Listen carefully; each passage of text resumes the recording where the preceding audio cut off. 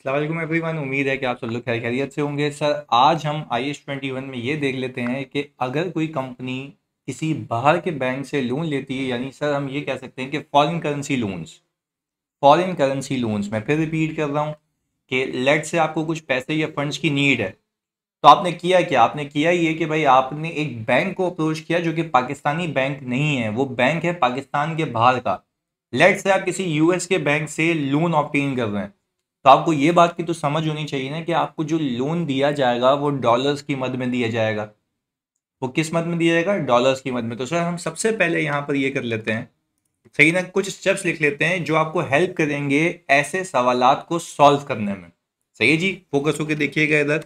मैंने कहा था सबसे पहला स्टेप, आप प्रिपेयर करेंगे loan schedule in terms of foreign currency.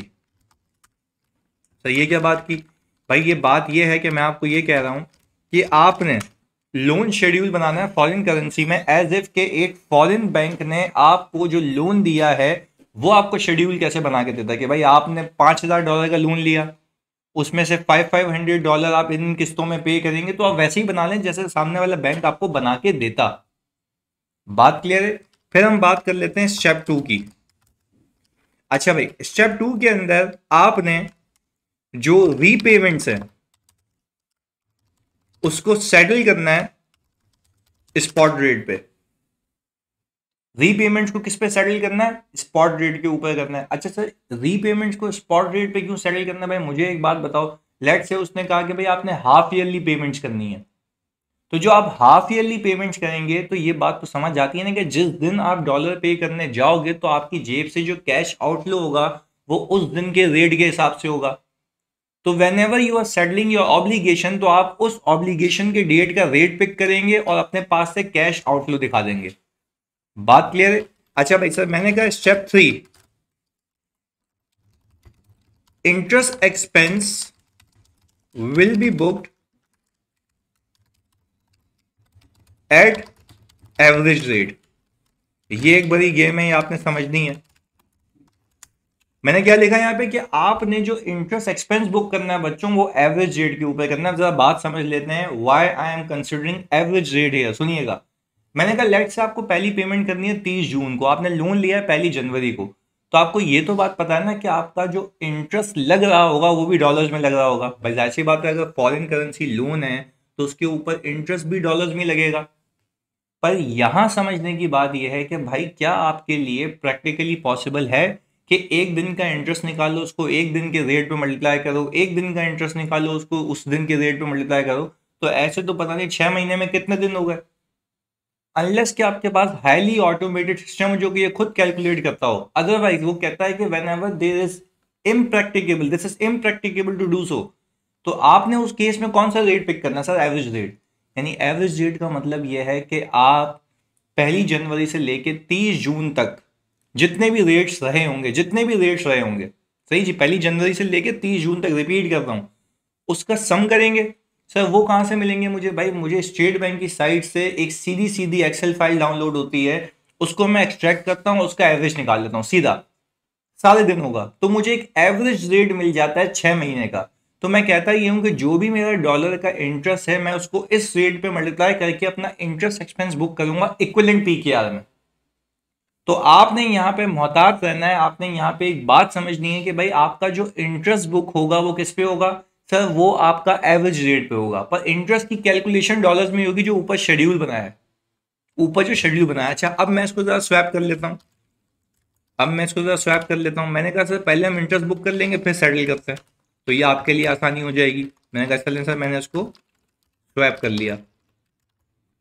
ये कुछ हो गया आपके स्टेप्स। अच्छा भाई, फिर आपको कहा मैंने कि सर ये स्टेप 2 हो गया और ये हो गया स्टेप 3। अब मैं कह रहा हूं सर स्टेप 4 पे आ जाए। रीवैल्यू, सही है, mark to market the remaining obligation at reporting date. यानी अब आपका जो लोन मौजूद होगा। अच्छा सर ये तो बताएं, ये लोन है क्या? मॉनेटरी या non monetary? Sir to be very clear, this is monetary. Monetary item है। कैसे, मैं आपको समझा देता हूँ सर। ये मॉनेटरी आइटम इसलिए है क्योंकि आपने जब लोन ऑब्टेन किया ना, आपने कहा $5,000, तो उसके यूनिट्स फिक्स और डिटरमाइंड है। ये चेंज नहीं होगा। कल को वो आपको नहीं कहेगा मुझे भाई $6,000 चाहिए, नहीं, ये फिक्स है। तो मैंने आपको कहा है ना कि फिक्स वैल्यू, फिक्स डिटर्मिनेशन जो होती है वो मॉनेटरी आइटम्स होते हैं। तो सर शेयर्स क्यों नहीं थे भाई? जब आपने शेयर्स खरीदे थे तो आपने लेट से $1,500 की मालियत के शेयर्स खरीदे थे, तो उसकी वैल्यू इंक्रीज हो सकती है, तभी वो नॉन मॉनेटरी था। ये क्या है? मॉनेटरी। तो इसका एक्सचेंज गेन लॉस जानी कहाँ जाएगा सर? इसका exchange gain loss straight forward आपका सीधा सीधा पीएनएल में जाएगा। Being a monetary item, even तो ये लायबिलिटी है पर है तो मॉनेटरी आइटम। बात क्लियर सर? ये 4 स्टेप्स हैं जिसको हम फॉलो करके किसी भी सवाल को सॉल्व कर सकते हैं, पर आपने साथ बने रहना है। अब जरा बात समझिएगा। मैं जरा यहाँ से एंट्री का फॉर्मेट उठा लूँ ताकि मुझे वापस से नहीं बनाना पड़े। ये रहा सर। मैंने ये कहा कि अगर मैं बात करूं सवाल की, तो इस सवाल में क्लैरिटी से लिखा हुआ है कि कंपनी ने लोन लिया है $10,000 का जनवरी 1 2018 पे। सही है जी। जनवरी 1 2018 पे मैंने यहाँ पे लिख दिया कि सर जनवरी 1 2018, sir this is my loan acquisition date. इस दिन पे मैंने लोन ऑब्टेन किया है। अच्छा, बहुत सुकून और तामुल से। तो मैंने कहा सर अपने स्टेप्स से पीछे भाग रहे हैं, आप पहले स्टेप्स को फॉलो करें जो आपने बताया। सर बिल्कुल करेंगे। मैंने कहा सर लोन अमोर्टाइजेशन शेड्यूल बना लेते हैं। सही है, इन टर्म्स ऑफ डॉलर। अच्छा भाई, इन टर्म्स ऑफ डॉलर इसलिए कह रहा हूं मेरी जान, इन टर्म्स ऑफ डॉलर इसलिए कह रहा हूं क्योंकि आपको जो लोन मिला है उस पर सब चार्जेबिलिटी डॉलर्स में होगी। तो आप पहले हिसाब किताब डॉलर के हिसाब से कर लें, फिर अपनी अकाउंटिंग पीकेआर में कीजिएगा, to keep it simple and easy. सुने, मैंने ये कहा कि भाई आपके पास यहां पर आ रहा होगा ओपनिंग।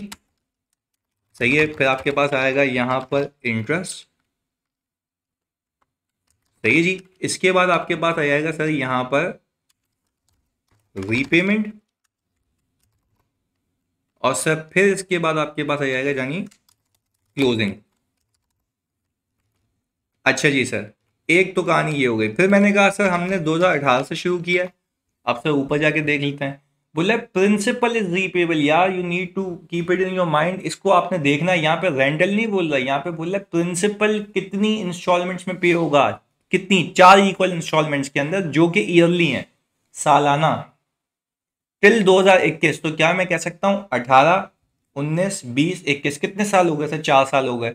तो क्या मैं ये कह सकता हूं कि भाई यहां पर उसने रेंटल नहीं बताया, वैसा सवाल अलग से करेंगे। फिर रिपीट कर रहा हूं, वैसा सवाल अलग से करवाऊंगा। बट अभी आप इस बात को समझें और सीखें कि उसने यहां पे लिख के दिया है कि मैं प्रिंसिपल को 4 इक्वल इंस्टॉलमेंट्स में पे करूंगा। यानी आपने इंटरेस्ट अलहदा से पे करना है और प्रिंसिपल अलहदा से पे करना है। बात क्लियर है? तो प्रिंसिपल प्लस इंटरेस्ट मिला के आपका रेंटल बनेगा। यहां पे उसने रेंटल निकाल के नहीं दिया। वैसा भी सवाल देख लेते हैं, आ जाए। मैंने कहा सर पहले तो आप ये करें, लंबी किए बगैर, कि अपना शेड्यूल बना लें। तो ये कितने साल हो गए? 4 साल। मैंने कहा सर ये ओपनिंग मेरे पास आ गया कितने डॉलर्स? सर $10,000। हम ऊपर से डॉलर का साइन भी लगा देते हैं ताकि आपको ये सुंदर लगे। ये रहा। चलें जी। मैंने कहा सर $10,000। सर इसके ऊपर इंटरेस्ट तो बताएं कितना है? सर इसके ऊपर इंटरेस्ट बताएं कितना है? अगर मैं सवाल में देखूं, बोला 10% पर एनम, यानी सालाना सूद इसके ऊपर 10% का है। हमने कहा सर हमने 10% चिपका दिया, $1,000 आ गया। अच्छा, पर मुझे एक बात बताओ, ये कितनी इंस्टॉलमेंट्स में पे होगा? 4। तो यानी सर एक इंस्टॉलमेंट कितने की होगी? $2,500 की। तो मैंने कहा सर आप इंटरेस्ट को अलग रखें, इसमें से इतना पे हो जाएगा, सिर्फ प्रिंसिपल से प्रिंसिपल का कंपैरिजन बता रहा हूं, तो ये बच जाएगा। मैंने कहा सर ये आ गया आपका ओपनिंग। अब मैं आपसे पूछूं, कोई आपको बोले कि अब सूद किस पे लगेगा, तो आप बोलेंगे सर रिवाइज बैलेंस पे, क्योंकि कुछ मैं सेटल कर चुका हूं, कुछ मैं सेटल कर चुका हूं। तो मैं ये कहूंगा कि सर अब मेरा जो इंटरेस्ट हो जाएगा ये कम हो जाएगा। अब मैंने कहा कि सर मेरी जो इंस्टॉलमेंट है वो यही रहेगी, क्योंकि principal was payable in 4 equal instalments. तो 4 इक्वल इंस्टॉलमेंट 2,500 की होती हैं। ऐसा ही है सर। मैंने फिर ये पिक किया, फिर ये पिक किया, फिर ये आ गया। और सर ये अगर मैंने सही किया तो आखिर में क्या हो जाएगा? 0। सर आपके सामने यहाँ पर अपेरेंटली देखें, मैंने यहाँ पर जो ये जो लोन अमोर्टाइजेशन शेड्यूल बनाया है सर, ये पूरा किस में बनाया है जानी? तो ये पूरा डॉलर्स में बनाया है, पूरा डॉलर में बनाया है। अब देखें, ये तो हो गया स्टेप 1। ये रहा कि सर प्रिपेयर करें loan schedule in terms of foreign currency. ये तो हो गया डन। सही है जी, ये तो हो गया डन। अब मैंने कहा सर यहाँ पर टिक लगा देते हैं कि ये हो गया सर, डन। अब आ जाएं जी। अब मैंने कहा पहले तो सर आप एक काम ये करें, जनवरी 2018 की बात कर रहे हैं ना, तो आप लेके आएंगे कैश अपने पास और loan payable credit. Sir loan के लिए मैंने कहा मैं $10,000 का लोन लेके आया हूं, पर इस दिन जब आप पीकेआर में कन्वर्ट कराने गए होंगे तो जरा मुझे देख के बताते हैं जनवरी 1 का रेट कितना चल रहा है। 45 पर डॉलर, यानी अगर मैं $1 लेके जाऊंगा तो मुझे कितने मिलेंगे सर? 45। तो मैंने कहा सर मेरे पास $10,000 हैं, तो ये आ गई मेरी liability in terms of PKR. बात क्लियर है? ये मैंने कैसे निकाला सर? यहाँ पे लिख भी देते हैं, $10,000 इंटू 45। क्लैरिटी है भाई? अच्छा, अब मैंने ये कहा कि सर अब मैं यहाँ पर आया और मैंने कहा कि सर मैं यहाँ पर 30 जून 2000, 30 जून कह रहा हूँ, 31 दिसंबर 2018 पे आ गया। सर मैंने क्या किया, इंटरेस्ट एक्सपेंस बुक करना है और मैंने इंटरेस्ट पेएबल बुक करना है। अच्छा भाई, अब आपके पास कुछ भी सीधा सीधा हिसाब किताब है, आप खाली यहाँ पर देखें इंटरेस्ट कितना आ रहा है, $1,000 का। पर सर मैं आपसे ये बात पूछूं, ये तो एक एक दिन के हिसाब से आया होगा ना सर, मुझे कौन सा रेट यूज करना है sir? 49, that is average rate for the year. ये कैसे निकला होगा? जनवरी से लेके 31 दिसंबर तक के सारे रेट उठाए होंगे, उसका एवरेज निकाल लिया होगा। आपको पंचायत की नीड नहीं है, हमें गिवन है। हमने कहा कि सर इसको मैंने मल्टीप्लाई किया 49 से। अच्छा भाई, तो हमने क्या किया, यहां पर लिख देते हैं $1,000 इंटू 49। बात क्लियर है जानी? अच्छा, फिर मैंने कहा कि 31 दिसंबर 2018 पे ही मैंने जाके, प्लीज सुनिएगा जानिए बहुत फोकस के साथ, मैंने यहां पर जाकर सेटलमेंट की होगी। सेटलमेंट की होगी। अब खुदा के वास्ते इस बात को समझिएगा, क्योंकि यहां पर मैं टेक्निकल बात करने वाला हूं, प्लीज सुनिएगा। मैंने कहा सर यहां पर एज ऑफ नाउ, अभी अभी मैं इसको सेटल करूंगा, सुनिएगा, कैश। अच्छा, अब मैं यहाँ पे एक मंत्र रखने वाला हूं। मैंने कहा सर $1,000 का तो इंटरेस्ट था, मानते हो ना, $1,000 का इंटरेस्ट था, ऊपर तो इंटरेस्ट पेबल आया, अभी I have not yet settled it, अभी मैंने उसको सेटल नहीं किया। आगे सुनिएगा, फिर मैंने कहा इसमें मैं प्लस कर दूं $2,500। कुल मिला के कितना हो गया सर? कुल मिलाकर हो गया ये $3,500 की सेटलमेंट। 2,500 का प्रिंसिपल सेटल कर रहा हूँ, ₹1,000 का इंटरेस्ट सेटल कर रहा हूँ, क्योंकि लाइबिलिटी बुक की है, ऊपर एवरेज पे बुक की है, ऐसा ही है। अब मैं आपसे पूछूं अगर, तो जो मैं सेटलमेंट करूंगा वो किस पे करूंगा सर? सेटलमेंट करूंगा, पहले तो मैं यहाँ पे टिक लगाऊं, ये मुझे वरना मजा नहीं देगा। ये एवरेज रेट पे हो चुका है। अब मैं किसकी बात कर रहा हूं सर? रीपेमेंट की। स्पॉट रेट पे करूंगा, देखते हैं, आ जाएं। मैंने कहा भाई मैं रीपेमेंट कर रहा हूं, प्रिंसिपल प्लस इंटरेस्ट, मतलब दैट मींस कि आई एम गोइंग टू पे माय फर्स्ट रेंटल, जो कि एरियल में पे हो रहा है। तो मैंने कहा कि सर मैं यहां पर आया जानी, और मैंने ये कहा कि भाई मेरे पास 52 रुपीज पर डॉलर है, सही है जी। तो मैंने कहा 52 से मैंने मल्टीप्लाई किया। तो सर यहाँ पे सिंपली अगर मैं ये और ये प्लस करूं, सही है जी, और मैं इस पे मल्टीप्लाई कर लूं, पहले तो मैं देखता हूँ ये सही है, हाँ जी 3,500 आ रहा है, और मैं इसको मल्टीप्लाई कर लूं सर 52 से, if I am not wrong, तो मेरा रेट ही आ रहा है। अच्छा भाई सर, मैंने ये कैश निकाल दिया अपने पास से, सर इससे मैं कितनी चीज़ें सेटल कर रहा हूँ? एक तो आ गया इंटरेस्ट पेएबल, वो ये रहा जो मैंने रिवर्स कर दिया, और सर एक आ गया लोन पेएबल। अच्छा जी, अब सर जब लोन पेएबल आ गया मेरे पास, इसको ऊपर ले जाते हैं।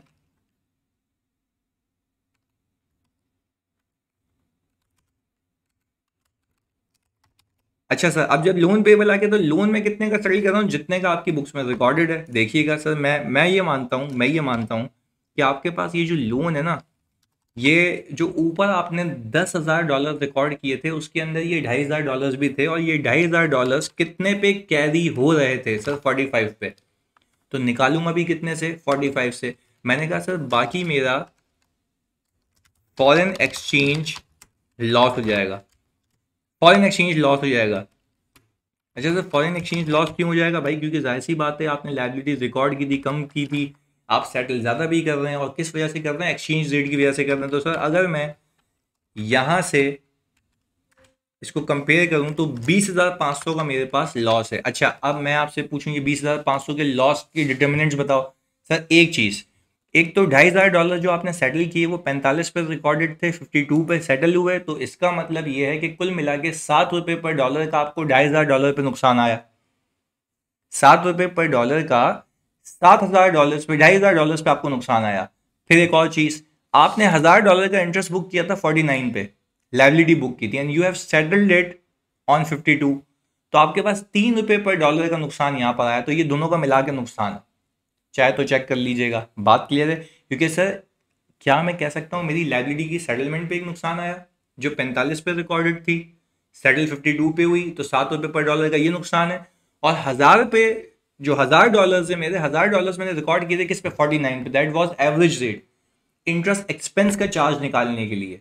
तो मैंने कहा कि भाई जब इंटरेस्ट एक्सपेंस का चार्ज निकाल लिया, लाइबिलिटी बुक किया, उसको मैंने ज्यादा पे सेटल किया है, तो वो भी एक नुकसान है ₹3 पर डॉलर का। तो कुल मिला के $20,500 हो गए। सर क्या मैं कह सकता हूँ कि मेरा ये स्टेप भी क्लियर हो गया, ये भी डन हो गया। अब मैं क्या करूंगा सर, अब मैं बोलूंगा आ जाओ भाई, अब मेरा जो बकाया हिसाब किताब है, बकाया डॉलर्स है, मैं उसको देख लेता हूँ। सर मेरा जो बकाया डॉलर्स हैं वो कितने हैं सर, आ जाए देख लेते हैं। सर मुझे लगता है कि मेरे जो बकाया डॉलर्स हैं वो $7,500 हैं, और सर आई बिलीव कि वो 45 पे कैरी हुए हुए हैं और होने चाहिए 52 पे। ऐसा ही है? 52 पे क्यों सर? वो रिपोर्टिंग डेट का स्पॉट रेट है। तो मैंने सिंपली एक काम किया, मैंने कहा sir foreign exchange loss in PNL debit और लोन पेएबल क्रेडिट। अच्छा भाई, अगर मैं लोन पेएबल क्रेडिट करने लगा हूं तो मैं कितने से करूं सर? मैंने कहा कि भाई $7,500 मेरे बाकी हैं, तो बाकी 2,500 कहाँ गए भाई? अभी तुमने सेटल किए हैं। इसको मैंने मल्टीप्लाई कर लिया सर 7 पर डॉलर सर, क्योंकि 45 से 52 का सफर क्या है सर, 7 पर डॉलर। तो मैंने उसको मल्टीप्लाई कर लिया, तो आ गया 52,500 का foreign exchange loss on those dollar जो कि अब तक मैंने सेटल नहीं किए। सर अब मैं यहां पर अगर आप लोगों के लिए बैलेंस शीट के एक्सट्रैक्ट बना दूं, अब अगर मैं यहां पर आप लोगों के लिए बैलेंस शीट के एक्सट्रैक्ट बना दूं, तो मेरे पास इन्वेस्टमेंट लिखने की आदत हो गई है सर, लोन पेएबल, सही है जी, current portion, loan payable, non current portion. ये तो मैं एक एक्सट्रीम चीज बता रहा हूं आपको कि हम ऐसे ब्रेक करते हैं। अच्छा मुझे आप एक बात बताओ, क्या ये मानते हो कि ये 7,500 में से जो 2,500 है, ये जो 5,000 है नॉन करंट में आएगा, ये कितने पे वैल्यू हो रहा है सर? 52 पे। ये हमने माइनस का साइन गलत लगा दिया इस पे। मैंने कहा सर ये this is my P K R, this is my P K R, ये आ गया 2,60,000। मैंने कहा सर इसके बाद अगर मैं करंट पोर्शन की बात करूं, तो करंट पोर्शन के अंदर मेरे पास $2,500 है, और ये भी किस पे मेजर हो रहा है? 52 पे। तो सर मैंने कहा कि कुल मिलाकर मेरे पास इन दोनों का सम कितना आ गया? जानिए मेरे पास सर इन दोनों का सम आता है कोई टोटलिटी में 3,90,000। मैं यहाँ पे टोटल लिख देता हूँ क्योंकि बैलेंस शीट में सिर्फ इन दोनों का टोटल नहीं आता, सिर्फ समझाने के लिए। 390 का, सही है जी। यानी अगर मैं कहूँ कि भाई मेरे कुल मिला के जितने भी डॉलर्स हैं, यहाँ पे ऑल्टरनेटिव कर लेते हैं, $7,500 को अगर मैं 52 से मल्टीप्लाई करूँ तब भी कितना आता है? 390।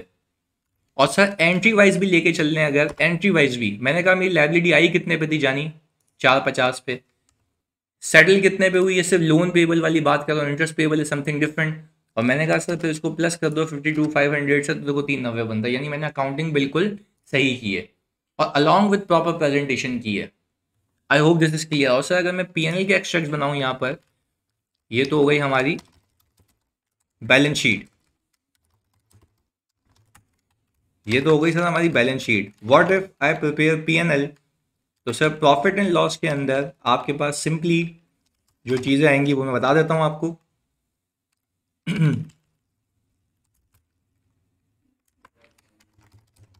प्रॉफिट और लॉस अकाउंट।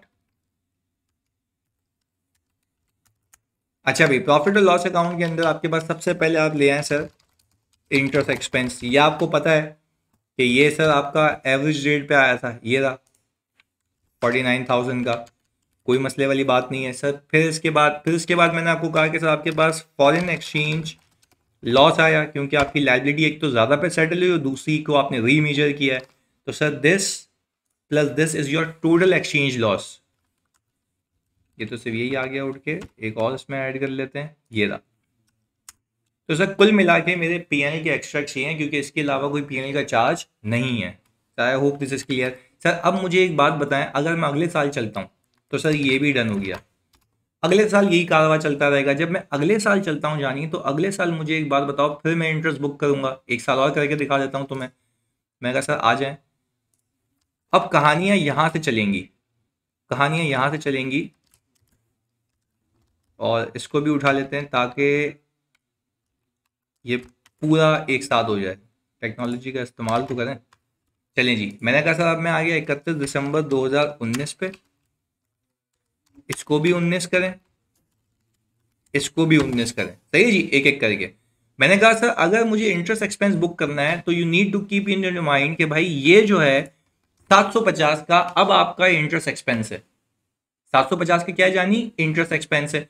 तो मैंने किया ये कि भाई $750 जो मेरा इंटरेस्ट एक्सपेंस है, मैंने यहाँ पे उसको लिख दिया तो 750। अब मैं आपसे ये पूछूं, ये तो दिनों के हिसाब से हुआ होगा, तो सर क्या आपके पास रेलेवेंट एवरेज गिवन है? सर रेलेवेंट एवरेज इज 56 2019 का। तो मैंने कहा सर आ जाए, मैंने कहा सर रेलेवेंट एवरेज इज 56।